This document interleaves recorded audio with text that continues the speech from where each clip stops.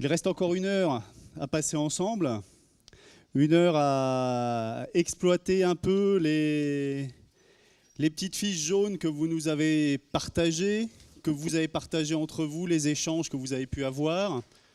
Donc là, qu'on soit bien clair, le but du jeu, c'est pas que ce soit nous qui parlions et qui vous expliquions ce que vous nous avez dit tout à l'heure, enfin, par ces petits papiers pendant 1 heure, mais c'est bien que vous preniez la parole pour exposer vos points de vue, vos convictions, vos interrogations, vos attentes, en sachant que on va quand même parler un peu de ce qui fait consensus. Oui.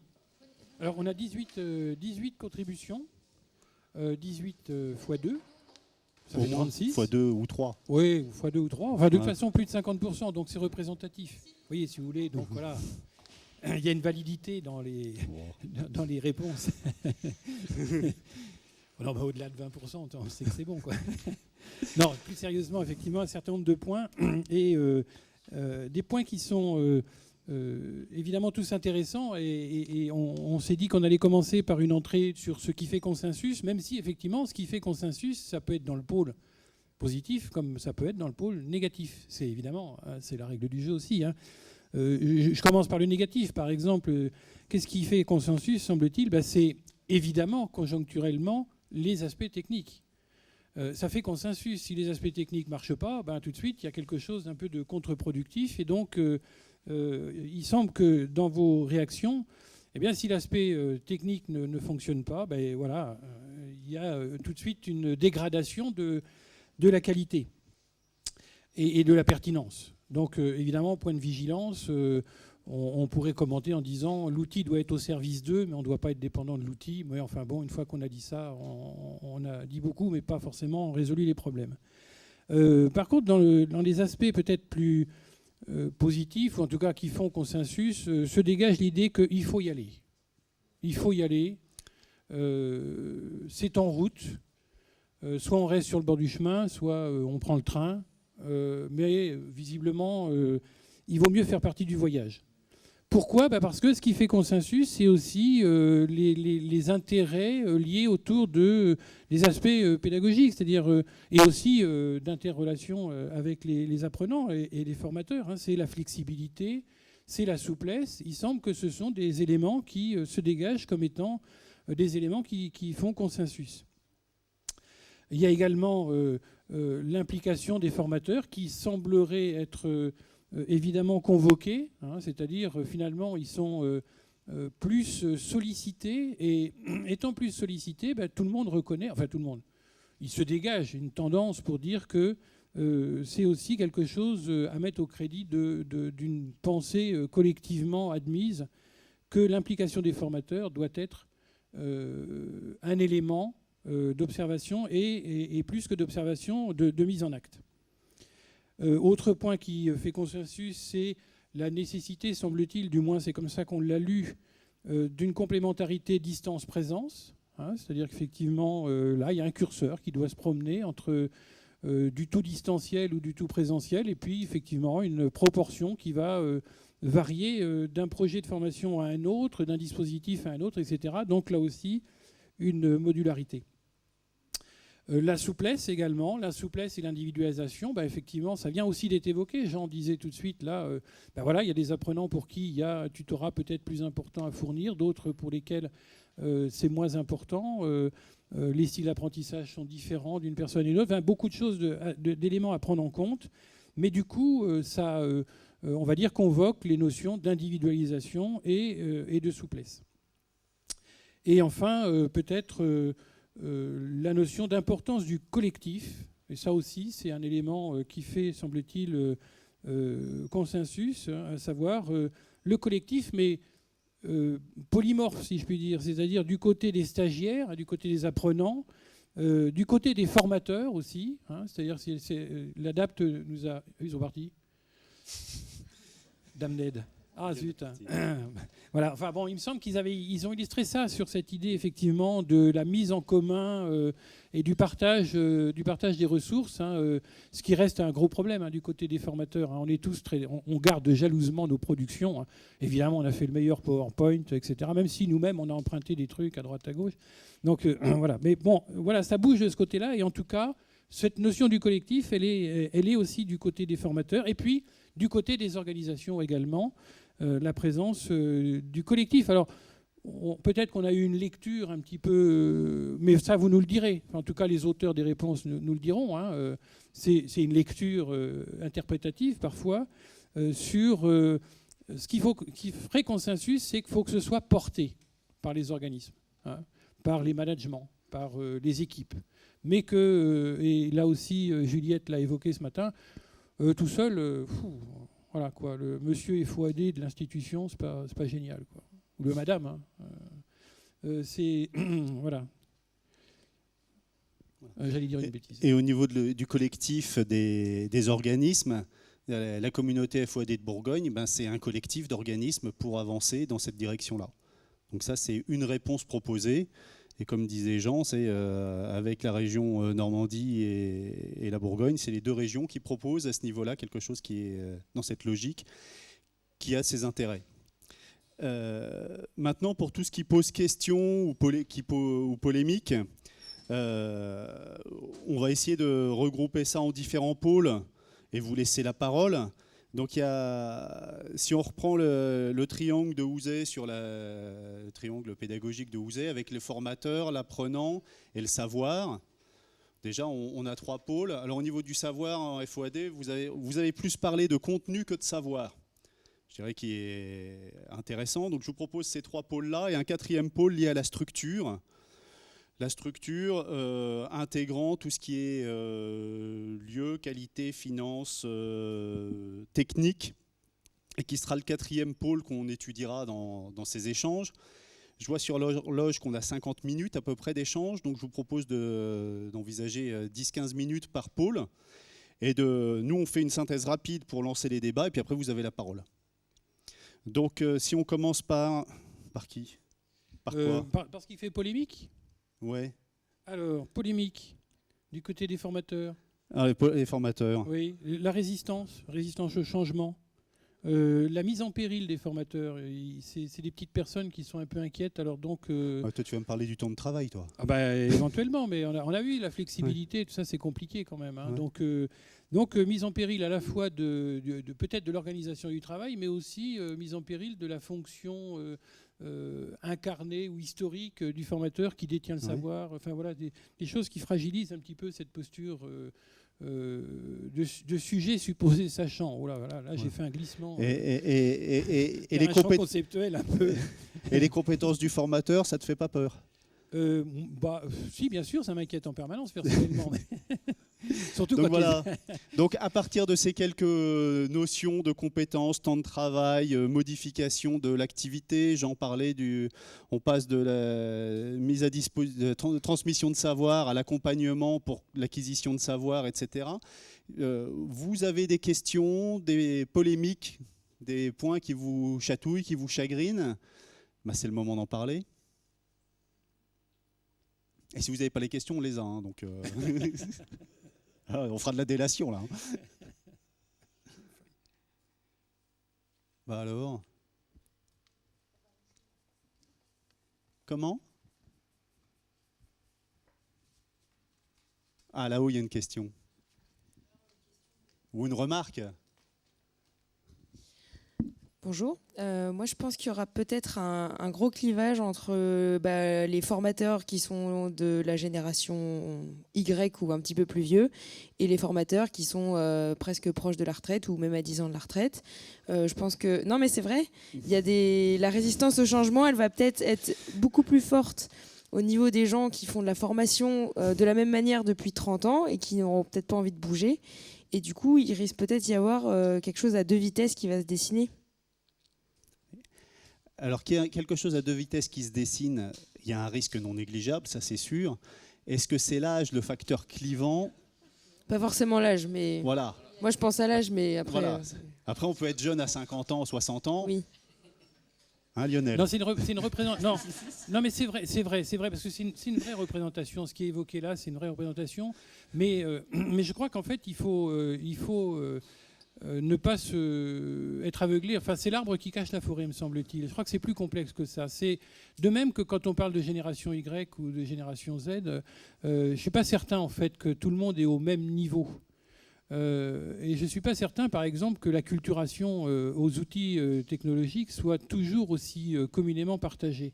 Je veux dire par là que peut-être effectivement une majorité de jeunes qui sont très à l'aise avec le téléphone portable, enfin petite poussette. Moi, je suis toujours effectivement avec mes gros doigts et mon index en train de taper mes messages. Ça me prend beaucoup de temps et je suis fasciné par mes enfants ou les jeunes que je rencontre qui tapent à deux doigts. Mais par ailleurs, quand j'utilise Excel, j'ai pas l'impression d'être complètement perdu. Enfin, un tableur, pardon. Quand j'utilise un tableur, j'ai pas l'impression d'être complètement perdu. Par contre, je vois beaucoup d'étudiants qui sont un peu étonnés. Quand j'utilise des fonctions de traitement de texte sur mise en page, machin, formulaire automatique, table des matières, bon, je vois beaucoup de jeunes qui sont complètement à côté de ça. Donc, je ne suis pas certain que ce soit une question de génération, c'est, me semble-t-il, plus une question d'usage et d'entraînement, de familiarisation, etc.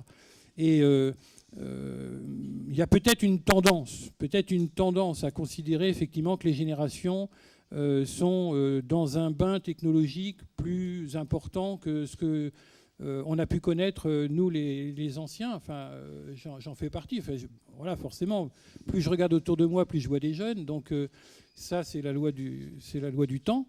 Et c'est vrai qu'on en parlait aussi à midi, quand on parlait de la programmation, hein, de faire du code. Ça semble être un truc qui apparaît en ce moment et qui pose question. Et moi, j'ai souvenir, quand on a créé les clubs informatiques micro en 85, avec Informatique pour tous, qu'est-ce qu'on faisait? On s'excitait à faire du basique.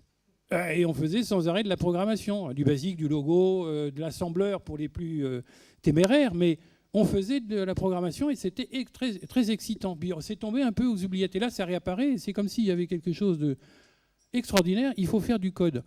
Moi, je pense que oui, il faut faire du code, oui, mais comme on faisait du basique, enfin, je veux dire, ne serait-ce que culturellement parlant, c'est toujours intéressant de démystifier un petit peu la technologie et que l'outil ne soit pas sacralisé et une sorte de miracle, voilà, etc. Non, c'est quand même les hommes qui créent les outils, quoi. Il y a une autre remarque. Et ce qui peut être intéressant, c'est aussi justement l'innovation de cette loi et de ces changements qui vont arriver. C'est justement de mutualiser, de travailler ensemble, que ce soit différentes générations à travers les différentes pratiques. Voilà. Oui, on est ancien, on a moins pratiqué l'informatique et les nouvelles technologies, c'est normal. Mais ce qui est intéressant, c'est justement de mutualiser et de travailler ensemble, différentes personnes, différentes générations. Voilà. Ça, c'est aussi un des objectifs, un deuxième objectif, on peut dire. Oui, je pense qu'effectivement, la collaboration est de plus en plus incontournable et que chacun apporte son expertise. Et l'idée n'est pas de découper en disant « toi, tu es expert là-dedans et tu vas faire que ça », mais de dire « voilà, on mélange nos expertises, on mutualise et à la fin, on produit quelque chose ensemble ». Et cette production, qui est un travail au sens de la loi, c'est effectivement finalement une production, on ne sait plus qui a fait quoi. Et là, on est dans la collaboration et on est vraiment dans du travail en équipe riche. Et pour rebondir sur ce que disait Madame par rapport à l'usage du numérique en formation, à mon avis, un formateur se met au numérique quand il sent que c'est utile et que c'est facile. C'est utile parce qu'il y voit du sens et il sait que ça lui apporte une plus-value. Et c'est facile d'abord parce qu'il sait utiliser l'outil. Il a l'usage de l'outil. Et qu'après, il y a le contexte favorable pour son utilisation. C'est-à-dire l'institution me donne les moyens de mettre en place cette utilisation. Je peux faire de la visioconférence, je peux utiliser Twitter parce que j'ai le droit, parce qu'il n'y a pas un firewall qui bloque, parce qu'il n'y a pas de problème comme ci, pas de problème comme ça. Et si on a ces trois points qui concourent, j'en vois le sens, je sais faire et j'ai la possibilité de le faire, c'est ce que le BOTERF appelle quelqu'un de compétent. Voilà, donc après, ça aide, quoi. Est-ce qu'il y a d'autres remarques ou réflexions? Peut-être compléter la référence par Philippe Zarifian. Tu as parlé de Le BOTERF. Vas-y. Bon, non, mais non, c'est simplement parce que j'aime bien cet auteur-là et par rapport à la question de la compétence. Mais c'est pour avoir un éclairage multiple. Hein, Voilà, ouais. voilà, pour pas dire voilà, il faut lire que le Boterf. Non, lisez les autres aussi. Est-ce qu'il y a d'autres remarques sur cette réflexion sur l'impact pour le formateur? Non, alors on va glisser sur... on va faire pour glisser vers l'apprenant, on reste dans le côté humain, avec un point qui a été relevé sur l'exposition de soi. Oui. Et qu'à un moment, alors que ce soit du côté formateur ou du côté stagiaire, l'usage du numérique peut induire, après ça dépend de ce qu'on fait comme numérique, hein, mais peut induire effectivement, là sur Twitter, il y a notre photo, une exposition de soi. Oh, pas tout le monde. Et là, oui, pas tout le monde. Hein, moi, j'en vois quelques-uns qui n'ont pas de photo. Non, mais c'est parce que la question se pose. D'ailleurs, c'est parce que justement la question se pose. C'est vraiment important. Ce que tu soulignes là, c'est vraiment très important. C'est-à-dire, effectivement, qu'est-ce qu'on donne à voir de soi-même? Son intimité, ça a été évoqué, hein, l'intimité, la confidentialité. C'est pas une question anodine malgré tout. Hein. C'est quelque chose qu'il faut aussi, dont il faut se saisir parce que ça peut comporter effectivement des risques. Voilà. Et ça, je trouve que c'est vraiment une question qui est mise aussi à l'œuvre dans l'usage des outils numériques. Et ça aussi, je pense que ça s'apprend. Et ça fait partie des compétences de savoir mettre des limites sur ce que je mets, ce que je dis de moi, ce que je partage et ce que je ne partage pas. Effectivement, il y a, entre vie privée et vie publique, je pense qu'il n'y a plus de limite. La limite, elle est du côté de l'intime. Voilà, il y a de l'intime et puis il y a du pas intime. Ce qui n'est pas intime, je peux le partager. Ce qui est intime, je ne le partage pas. Mais ça, c'est ma vision personnelle. Je ne vous oblige pas à l'avoir. Maintenant, au niveau de l'apprenant, effectivement, ça, c'est une des compétences qu'il doit acquérir. C'est savoir qu'est-ce que je peux publier, qu'est-ce que je peux mettre en ligne, qu'est-ce que je peux afficher et qu'est-ce qui ne se fait pas. Régulièrement, on a entendu parler, au moins maintenant, mais des problèmes de salariés où leur patron voyait des trucs délicats sur Facebook ou autre. C'est une compétence que tout le monde n'a pas. Petit à petit, les populations l'acquièrent. Après, voilà, c'est une question de dosage personnel. Et donc, là, il y avait des questions effectivement autour de l'apprenant sur les compétences nécessaires pour exploiter au mieux une formation et profiter du dispositif. Donc, est-ce que vous avez des questions, des objections, des attentes, des interrogations ? C'est bon, ça marche. Bonjour, je me posais la question au niveau de la prise en main de l'outil. Et c'est vrai, pour avoir fait des formations en FOAD en tant qu'apprenant et en faisant aussi des formations en tant que formateur, je me rends souvent compte que les gens, il y a une fracture du numérique. Les gens ne savent pas se servir de l'outil et je voulais savoir si, par exemple, il fallait faire peut-être une formation préalable pour un apprenant à faire sur du FOAD. Parce qu'après qu'on parlait des réseaux sociaux, quand vous faites de FOAD, c'est soit vous êtes sur une plateforme, vous allez juste dialoguer avec un formateur, donc il n'y a pas d'histoire d'identité, puisque vous êtes dans un cercle de confidentialité. Après, vous allez avoir les MOOC, où là, on est dans une configuration de conférence, où finalement, il n'y a plus vraiment de degré de confidentialité. Là, vous pouvez vous exposer sur Internet avec des Twitter, des Tumblr, des Facebook. Donc, c'est vrai que je voulais savoir si vous pensez qu'il fallait faire une formation préalable pour que les gens apprennent sur un FOAD ou pas. Moi, je dirais oui. Moi, ça me semble indispensable. Moi, je dirais oui. On parlait de positionnement ce matin, ça allait dans ce sens-là. Et aussi, au niveau du rôle du formateur, c'est comme je disais, pour avoir fait une formation à distance, pourtant, je suis habituée du numérique, voilà, je suis génération Y. Je suis tombée sur une plateforme, c'était une usine à gaz. J'ai mis 1h30 pour comprendre comment ça fonctionnait. Le tuteur n'était pas capable de le dire parce que ce n'était pas son rôle. J'ai appelé 15 fois le service technique qui ne comprenait pas non plus parce que ce n'était pas le bon système d'exploitation. On arrive à un moment donné où, effectivement, la formation devait durer 21 heures. J'ai dû passer ne serait-ce que 4 heures à essayer de faire fonctionner l'outil. Donc pareil, au niveau des temps de prise en compte de la formation, est-ce qu'on prend aussi les temps de latence, de prise en main de l'outil ou pas? Est-ce qu'il faut compter ça en plus ou... Ce qui est sûr, enfin en tout cas, ce qui est vérifiable, me semble-t-il, vérifiable, on va dire, dans ce que vous dites, et pour avoir expérimenté aussi, c'est que l'interface graphique, c'est pas anodin. Parce que c'est très rapidement, vous décrochez si vous y retrouvez pas dans dans l'interface graphique, dans le visuel, si vous ne trouvez pas les liens, si vous ne trouvez pas les espaces, etc., c'est-à-dire si c'est une contrainte, pour dire un gros mot, vous allez être dans une surcharge cognitive, allez vous forcer à chercher là où il faut aller, etc., etc., c'est extrêmement démobilisant. J'ai personnellement une expérience comme ça sur un MOOC avec une plateforme qui était moitié en français, moitié en anglais, machin, etc. Enfin, j'ai décroché. J'ai décroché, c'est la première fois que ça m'arrivait. Le contenu me semblait vraiment passionnant, mais le contenant, voilà quoi. Vous voyez, c'est comme si on prenait un Romanée Conti dans un verre en plastique, quoi. Quoique j'ai jamais finalement bu du Romanée Conti, c'est Jean qui m'y fait penser, parce que. Mais bon, de l'art Romanée Conti d'ailleurs, doit-on dire. Mais voilà, je crois qu'il y aurait quelque chose d'absolument incongru. C'est un peu la même chose, quoi. Quand l'interface et la plateforme, hein, elle est pas bonne, ou en tout cas très rébarbative, ça donne pas envie d'y aller. Il faut être extrêmement motivé, quoi. Ou alors il faut qu'il y ait un enjeu majeur. Et je crois que c'est vraiment important. L'outil a une place phénoménale, très importante, et il peut avoir un effet très contre-productif. Il doit être au service d'eux s'il est une entrave. En fait, l'outil, tu dis, il a une place très importante, alors qu'il devrait être transparent.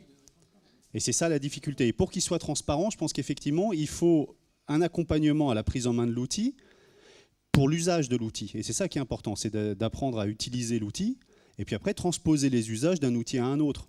Parce que normalement, envoyer un message, que ce soit par un webmail, par un Outlook ou autre, ou sur une plateforme, c'est toujours envoyer un message. Et on devrait retrouver des signaux, des icônes, des mots qui font qu'en fait, on peut transposer.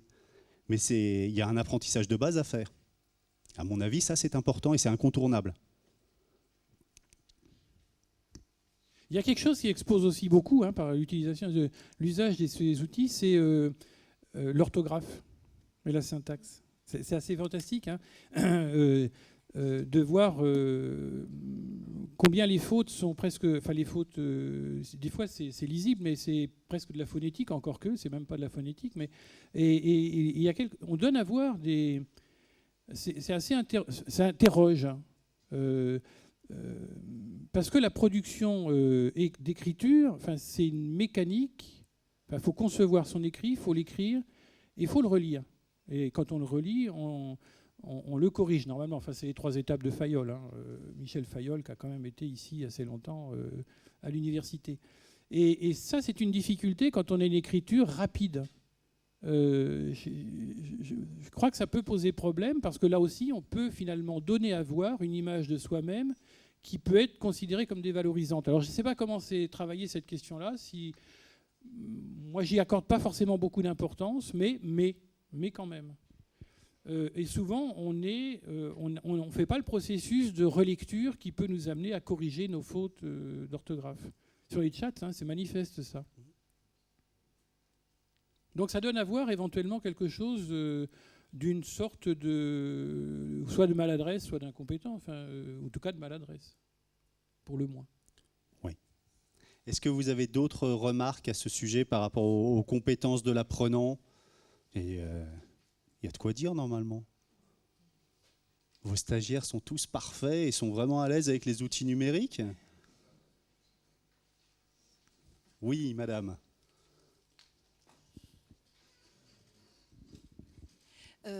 Par rapport à ce temps, effectivement, ce qui pose question sur les apprenants, je pense qu'il ne faut pas négliger la partie ingénierie et en fait le séquençage entre le présentiel, le distanciel.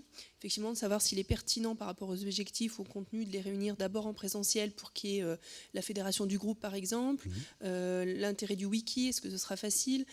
C'est-à-dire que le séquençage, vraiment, il y a les contenus, bien sûr, mais les modalités doivent vraiment être bien pensées par rapport aux objectifs visés. Et ça, c'est vrai que c'est des choses, on dit, voilà, on va commencer peut-être par le parcours à distance, et on se réunit après pour un bilan, ou inversement, ou on alterne. Et ça, c'est quelque chose qui est vraiment à prendre en compte, je pense, pour le développement des parcours hybrides. Nous, dans notre, on appelle hybride, mais on parle beaucoup de contenu, mais vraiment les modalités sont importantes. La multimodalité, voilà, sur une classe virtuelle, est-ce que c'est bien qu'on fasse le présentiel, que tout le monde connaisse son visage avant de juste d'entendre une voix? Est-ce qu'on sera plus à l'aise pour échanger entre un temps présentiel ou à distance? Est-ce qu'on n'aura pas peur de l'inconnu, de s'exprimer dans un wiki alors qu'on n'a pas rencontré les personnes au préalable? Donc ça, je pense que c'est une réflexion qu'il faut avoir quand on crée un parcours avec des modalités multiples.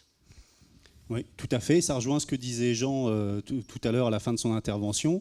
C'est qu'on peut avoir des excellentes relations à distance au niveau humain et tisser des liens très forts et avoir une vraie interaction, mais ça ne veut pas dire qu'il faille tout faire à distance. Et que, effectivement, des rencontres en face à face permettent offrent des facilités pour certains types d'activités, mais il y a beaucoup d'activités qui peuvent se faire effectivement à distance. Donc après, c'est effectivement toute une question de dosage, d'ingénierie par rapport au dispositif. Je crois qu'il y avait une autre remarque ou intervention envisagée. Non ? Oui.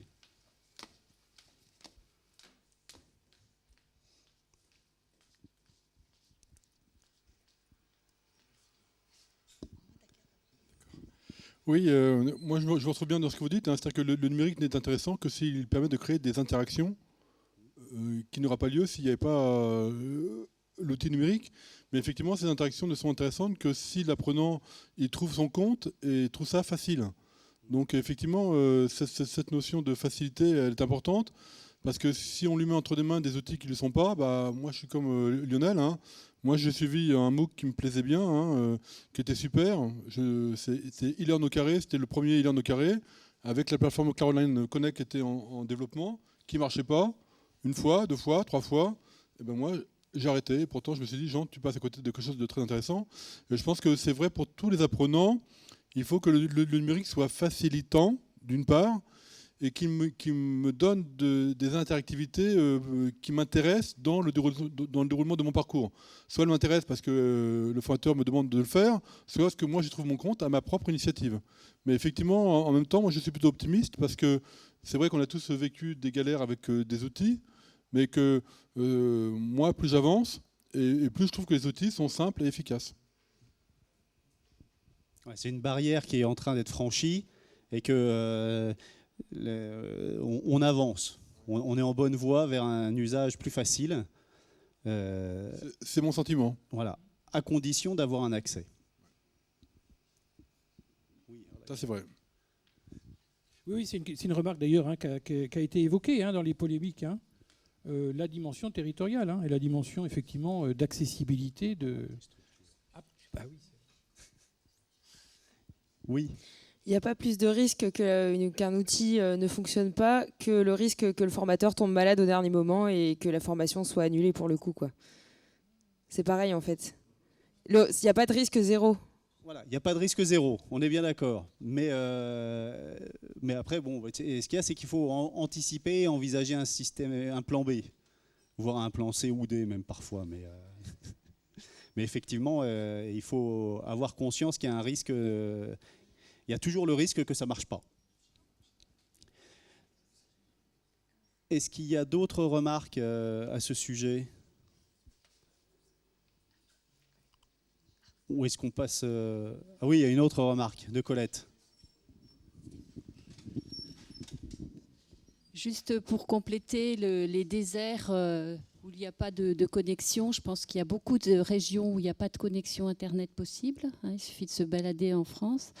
Et je pense qu'il faudrait que les territoires développent ces PAD ou ces PAT, ces points d'accès à distance, ou même ces endroits où les jeunes, moins jeunes, puissent avoir accès à des ordinateurs, parce que tout le monde n'a pas accès à un ordinateur. Donc voilà, c'est la réalité aussi, ça. Hein. Voilà. Merci Colette, c'est une très belle transition pour passer à la suite. Où là, je sollicite, non pas nommément, mais Jacques Planchon quand même, parce qu'effectivement, quelque chose qui est revenu, c'est la question des lieux d'accès. Donc l'accessibilité, c'est bien beau de mettre en place un dispositif, mais si on n'a pas un socle de base de connexion ou d'accessibilité à la formation, ça ne va pas être possible. Et alors Jacques Planchon, directeur de la Maison de l'Emploi et de la Formation de la Nièvre, pilier haut en couleur de la communauté, tu as sûrement quelque chose à nous dire. Oui, j'ai sûrement plein de choses à dire. En fait, si je suis dans la communauté, c'est bien pour ça. C'est bien pour réfléchir et travailler sur cette question de l'accessibilité. Donc, oui, je ne vais pas dire le contraire. Il faut effectivement travailler, développer les lieux dans lesquels les gens peuvent venir, peuvent apprendre à utiliser l'outil informatique, peuvent mieux appréhender la culture du numérique. Et puis, si possible aussi, se former selon leurs besoins. Voilà. Des lieux, en fait, il y en a plein, potentiellement. Il faut simplement peut-être que les gens qui les animent ou qui les gèrent soient placés dans cette perspective-là. Donc, il y a, à mon avis, un gros travail à faire de sensibilisation là-dessus. Il y a aussi la question de l'équipement, mais c'est vrai que on n'en parle plus tellement. Et puis, c'est vrai qu'il y a des solutions, peut-être plus facilement pour l'équipement et pour investir dans de l'équipement que pour travailler sur l'animation de ces lieux et la manière de les faire fonctionner pour que ça réponde bien à la problématique qu'évoquait Jean, c'est-à-dire comment on s'organise sur un territoire pour que les gens puissent saisir des opportunités. Voilà. Donc, ce matin, il a été question le mot m'échappe déjà, développé par Denis Christol. Sur les lieux alors les lieux qu'on trouve surtout dans l'enseignement supérieur, hein, mais qui se développent, qui sont en train de se développer en ce moment. Les learning labs, je crois. Ils appellent ça comme ça, voilà. Bon, après, on emploie les mots qu'on veut, mais je veux dire, il y a probablement quelque chose à réfléchir autour de cette notion-là. C'est-à-dire des lieux qui soient à la fois équipés et animés de telle façon que tout un chacun s'y sentira bien et se sentira à même d'y venir, puis évidemment dans des conditions de proximité intéressantes. Voilà. Donc on appelle ça aussi parfois, dans un autre champ, des tiers-lieux. C'est-à-dire des lieux où on peut d'ailleurs trouver des initiatives privées et du public, hein, où on peut marier le public et le privé. Parce qu'il ne faut pas se priver de ressources dans ce domaine-là. Je pense qu'il faut que les collectivités investissent, continuent d'y investir, mais il faut aussi parfois peut-être que le privé aide. Et en tout cas, ces fameux tiers-lieux sont des lieux où on peut à la fois travailler, à la fois se former, et puis aussi prendre un café, discuter avec son voisin, etc. Voilà. Donc, vraiment, et ça fait des années qu'on en parle de cette problématique-là, mais on a surtout raisonné là-dessus sur des réseaux ou des labels institutionnels. Et donc, on a vu passer des noms divers et variés autour de tout ça. J'en ai moi-même cité quelques-uns. Mais je pense qu'il faut aujourd'hui peut-être se dire qu'il y a vraiment une réflexion à avoir, une mobilisation à avoir surtout, parce qu'on l'a vu ce matin, les choses s'accélèrent, ça va très très vite, pour que de moins en moins de gens soient laissés au bord de la route, quoi. Voilà. Et donc on a repéré, nous, dans la Nièvre, un certain nombre de lieux possibles pour ça. C'est des configurations à chaque fois différentes, parce que l'histoire a fait que. Le lieu, il a vécu sa vie, j'ai envie de dire. À un moment donné, c'est intéressant qu'une communauté d'acteurs orientée vers le développement ou orientée vers le développement des compétences en particulier se dise, bon, finalement, qu'est-ce qu'on fait et comment on négocie avec les collectivités responsables ou avec les gens qui animent ces lieux pour en faire véritablement des lieux d'appui à la formation ouverte et à distance. Merci Jacques. Voilà, il y a encore... Juste une proposition à faire par rapport à ça, c'est que je pense que, compte tenu de tout ce qui a été dit aujourd'hui, ou en tout cas en partie, et dans le cadre de l'évolution de la communauté, je pense qu'on pourrait véritablement travailler spécifiquement sur cette question des lieux et certainement maintenant lancer un groupe de travail sur le sujet. Oui, tout à fait. Et comme on disait aussi en discutant tout à l'heure, ce ne sont pas que des lieux d'apprentissage, mais c'est aussi des lieux pour le loisir. Si on voit un Fab Lab, par exemple, c'est un lieu où on va maqueter des objets avec des imprimantes 3D. On peut y aller parce qu'on a envie de se faire plaisir, pour se former, pour rencontrer des gens. Et c'est plus des usages multiples dans des temps différents et des fonctions différentes, mais on se retrouve au même lieu. Et c'est le fait d'être ensemble qui va faire qu'on va apprendre à évoluer et partager. Alors, je voulais apporter mon témoignage. Comme je viens de Champagne-Ardenne, nous, on a déjà pensé à tout ça. Avant, ça s'appelait des PAT. Ça va devenir des e-espaces métiers. Donc, on va rajouter l'accompagnement avec des référents qui seront dans ces lieux-là pour construire un parcours FOAD. Donc, ça existe et c'est possible pour le faire. Et voilà, si vous avez des questions par rapport à ça, je peux vous répondre. En fait, c'est une évolution des PAT. Avant, certains PAT se trouvaient dans des organismes de formation, ce qui empêchait un peu la neutralité des prescriptions de nos formations, notre programme de formation en FOAD. Donc, à partir du mois d'octobre de cette année, ça va devenir, donc, comme je vous ai dit, des e-espaces métiers qui seront implantés soit dans, alors ce que vous connaissez sûrement pas non plus, mais les espaces métiers en Champagne-Ardenne, qui sont des lieux pour informer tout public sur les métiers, l'emploi et la formation. C'est un peu un équivalent des maisons de l'emploi, si vous connaissez peut-être plus. Et donc voilà, c'est pour apporter cet accompagnement, ce suivi. Et la région Champagne-Ardenne a lancé un appel d'offres pour la programmation régionale FOAD qui a été terminé hier. Donc on va recevoir nos réponses sur différents lots, par exemple sur la remise à niveau, sur l'informatique, mais aussi des choses plus globales comme le bâtiment, le transport logistique, etc. Voilà. Merci beaucoup pour ce partage. J'étais en train de chercher s'il y avait un lien à mettre sur Twitter pour compléter. Il n'y a pas encore ? Oh. Voilà, bon. Donc, s'il vous plaît, dès que vous aurez un lien, partagez-le. Voilà, FOAD Champagne-Ardenne. Et une newsletter arrive.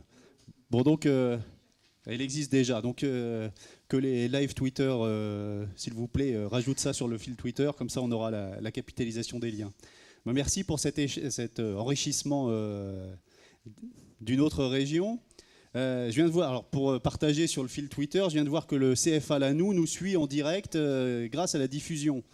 Donc ça sert quand même de diffuser. Il y a des gens, alors pas de chance, c'est des régionaux.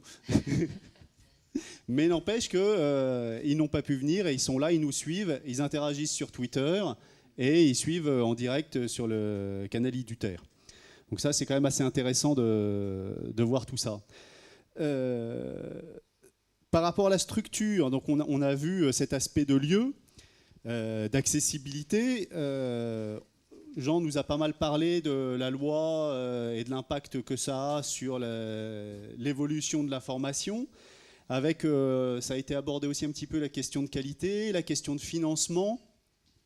Tout ça, c'est des points quand même qui interrogent beaucoup d'organismes. Moi, je peux vous dire qu'au niveau du réseau des Greta et de l'éducation nationale, ça interroge toutes ces questions-là. Est-ce que vous avez des remarques, des appréhensions par rapport à ces thèmes-là ? Non, en fait, on ne va pas être vénal, on ne va pas parler argent quand même. Hein ? Non, il n'y a pas de questions. C'est terrible. On n'a pas une ou deux questions là ?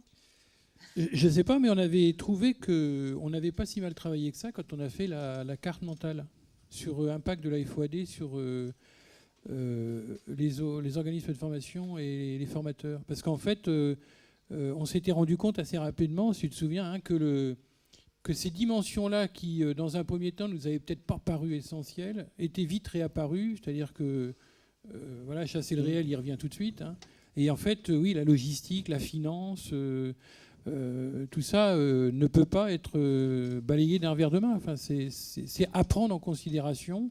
Alors évidemment, il y a des effets de taille, hein, des OF qui sont plus ou moins importants, qui ont des ressources plus ou moins grandes.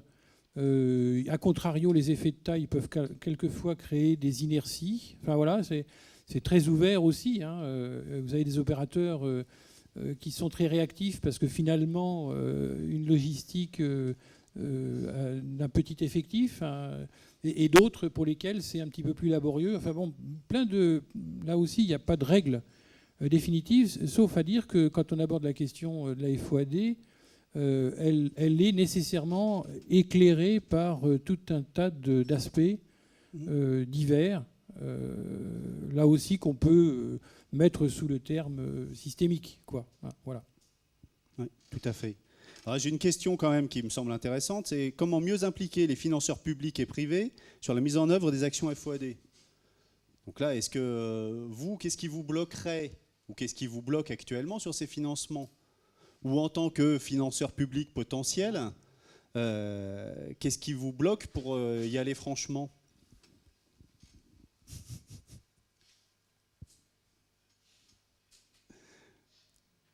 Rien.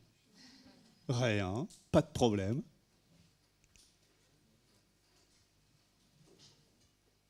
Non? Bon, bah, pas de problème alors, c'est parfait. Alors, le dernier point qu'on voulait aborder, c'était sur les contenus.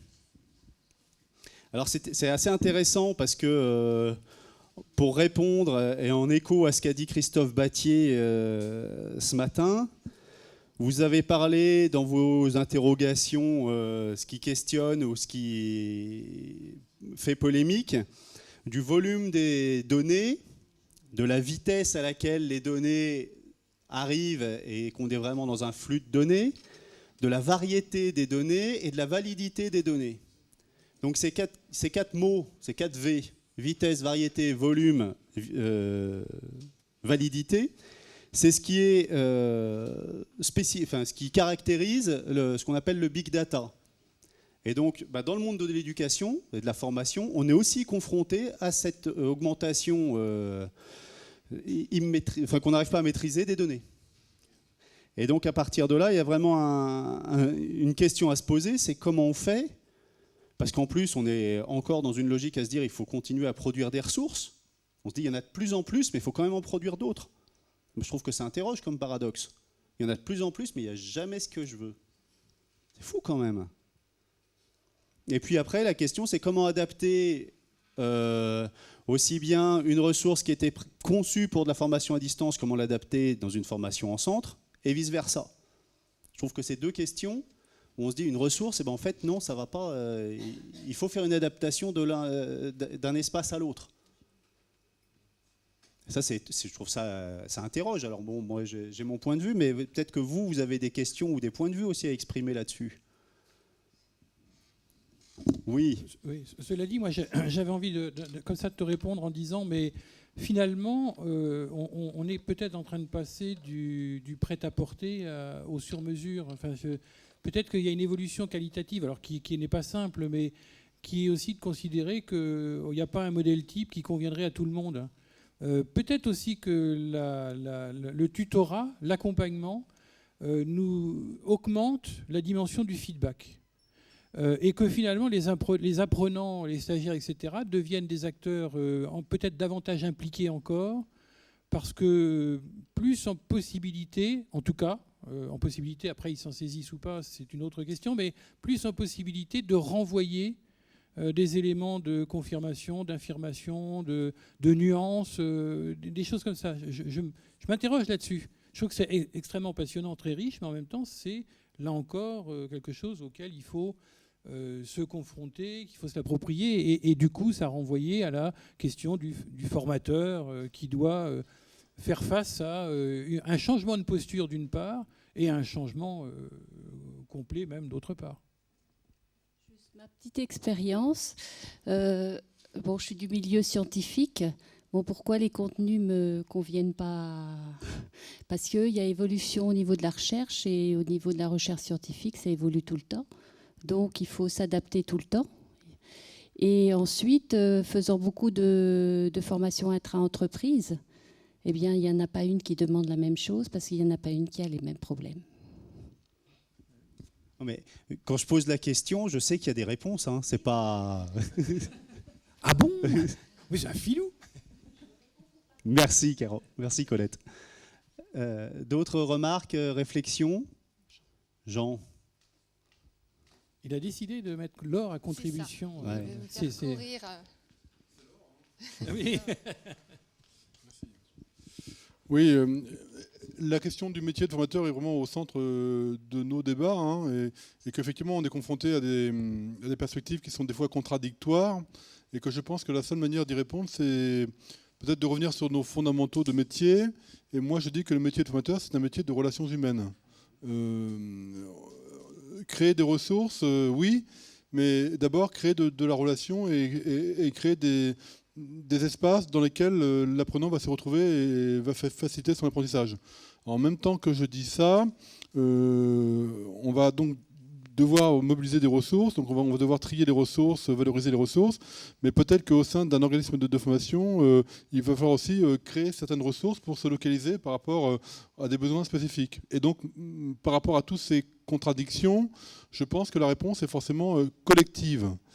Et donc, je pense que c'est la compétence collective qu'on va devoir développer pour qu'à la fois une majorité des membres des équipes soient bien sur la relation pédagogique et la relation humaine, mais qu'ils aient en même temps un support pour que cette relation puisse se faire dans les meilleures conditions en termes de contenu et en termes de modalité et donc d'outils pédagogiques.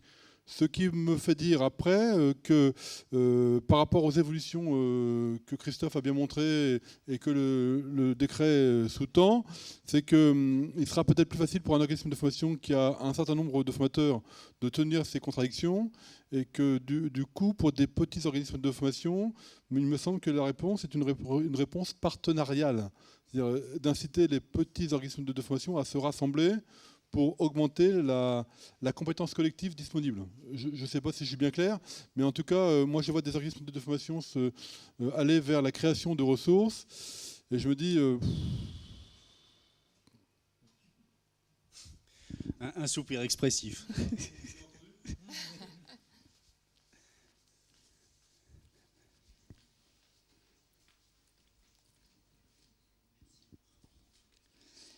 Oui, je pensais à une chose, en fait, et par rapport à la remarque de Jean, et par rapport à la question de Colette, en fait, tout se tient. On est vraiment dans quelque chose qui est en train de bouger globalement. Et les entreprises, je pense qu'il faut surtout éviter que les organismes de formation, même si, bien sûr, ils ont une relation à tisser peut-être individuellement avec les entreprises, hein, moi je ne mets pas ça en cause du tout, qu'on soit bien clair, mais je pense que sur un territoire, là encore, si on a une ambition pour le développement du territoire et le développement des compétences sur ce territoire, il me paraît important qu'il y ait un travail qui soit mené collectivement et en impliquant les entreprises et en travaillant donc collectivement et de manière partagée sur les cahiers des charges des actions. Ça permettra ensuite de trouver parfois des points communs qu'on ne trouve pas spontanément quand on est organisme de formation de son côté qui travaille en relation avec les entreprises. C'est une démarche collective de la même façon. Et là, moi, je fais le lien avec ce qu'on peut faire par ailleurs, ce qu'on appelle la gestion prévisionnelle des emplois et des compétences dans les territoires. Voilà. Ça se tient. La FOAD et la GPEC territoriale, quelque part, c'est la même chose. C'est les deux faces du même problème. Voilà. Donc, il faut, dans tous les cas, avoir un travail collectif, collaboratif sur un territoire de type projet. Merci, Jacques. Alors, avant de laisser la parole à André pour conclure, on va revenir un peu. Avant de venir ici aujourd'hui, on vous avait envoyé un petit questionnaire sur votre... Se situer, ouais. Oui, il y avait deux rubriques voilà. qui étaient dans ce questionnaire que vous avez été... vous avez été 39% à répondre. C'est bien, hein, donc là aussi, c'est valide. Donc, 72 inscrits, 28 réponses, 39% de participation. C'est la feuille 2, tu m'as dit. Hein, voilà, voilà c'est ça. Donc, il y avait 3 premières questions sur comment se situer. Il y avait 3 réponses possibles. Je suis intéressé par la démarche. Il y avait une deuxième réponse. Je suis familier de cette démarche. Et il y avait une troisième réponse. Je suis convaincu par cette démarche. Voilà. Alors effectivement, sur les 2 interrogations, enfin la première et la troisième, l'intérêt. Alors l'intérêt, c'était une cotation de 1 à 10 et on trouve une note moyenne de 8,61, donc manifestement un intérêt avec d'ailleurs une dispersion, parce qu'on a ajouté un calcul de dispersion, donc avec une dispersion faible, 1,45, ce qui veut dire effectivement que les réponses sont fortes, avec une valeur forte, mais en plus générale. Et puis, sur être convaincu par cette démarche, également un résultat important, avec une dispersion faible des cotations, puisqu'on est à 7,96. Par contre, sommes-nous familiers de cette démarche ? Là, c'est plus moyen. Autant il semble se dégager effectivement une conviction et un intérêt, autant effectivement les habiletés ou les capacités à utiliser cette démarche-là sont moins présentes. Hein, le résultat est plus proche de la moyenne, 5,43, puis là, avec des variations plus importantes, puisque une dispersion plus large. Est-ce que je peux intervenir une minute pour modérer un peu ce questionnaire et se dire que si le sujet ne vous intéressait pas du tout, vous ne seriez pas venu et vous n'auriez pas eu le questionnaire. Donc, ce n'est pas très étonnant que vous soyez intéressé par ce sujet. Après, le niveau de familiarité avec le sujet plus partagé ou plus, enfin, qui peut encore progresser, on va dire. Là, c'est intéressant parce qu'on se dit, tiens, il y a le public aujourd'hui présent voit un intérêt et se dit, il y a peut-être quelque chose à faire, à construire, mais j'ai besoin de m'outiller, de me lancer, je ne me sens pas encore à l'aise à ce niveau-là. Et donc peut-être que cette journée est l'occasion de vous mettre le pied à l'étrier, peut-être, d'une part, et puis peut-être que c'est une direction que la communauté FOAD va creuser par la suite. Donc il y a deux aspects ponctuellement aujourd'hui et puis pour la communauté dans l'avenir. Voilà. Et alors il y avait une deuxième série de questions sur quels sont les leviers sur lesquels on peut agir ou qui semblent favorables pour développer. Alors c'était effectivement 7 rubriques, 1, 2, 3, 4, 5, non, 6. Accompagnement, formation, reconnaissance, environnement technologique, démystification et portage institutionnel. Donc là, les résultats étaient sur des cotations de 1 à 7, hein, donc les valeurs moyennes sont effectivement plutôt du côté de la moyenne. Hein, alors, en précisant que le 1, c'était ce qui avait de plus prioritaire. Oui, c'est ça. Voilà. C'est ça. Donc plus la valeur est basse, plus c'est considéré comme prioritaire par les répondants. Et si on a effectivement cette lecture, enfin, on a forcément cette lecture, hein, mais on s'aperçoit que en premier, c'est la démystification qui arrive effectivement comme étant un levier sur lequel il faut probablement se mobiliser. Et puis ensuite viennent l'environnement technologique, l'accompagnement, ensuite la formation et enfin le portage institutionnel et la reconnaissance. Mais vous voyez, il y a sur ce graphique, finalement, c'est pas linéaire, mais les variations ne sont pas très importantes, les dispersions ne le sont pas non plus. Donc en fait, il y a une répartition, on pourrait dire, des réponses qui font que, voilà, à la limite, il y a pas, tous les leviers sont à appréhender. Voilà, enfin, il n'y a pas, oui, comment dire, il n'y a pas un point qui se détache spécifiquement et qui semble faire consensus. Il y a tous les aspects à travailler, sans doute en parallèle, ou alors séquentiellement, parce qu'on ne pourra peut-être pas tout mener de front. Mais ça, c'est à chacun de voir. Et là aussi, ça peut être, la communauté peut être un espace d'échange pour avancer dans cette direction-là. Savoir comment chacun s'y prend pour essayer d'avancer dans cette dynamique d'apprentissage en réseau.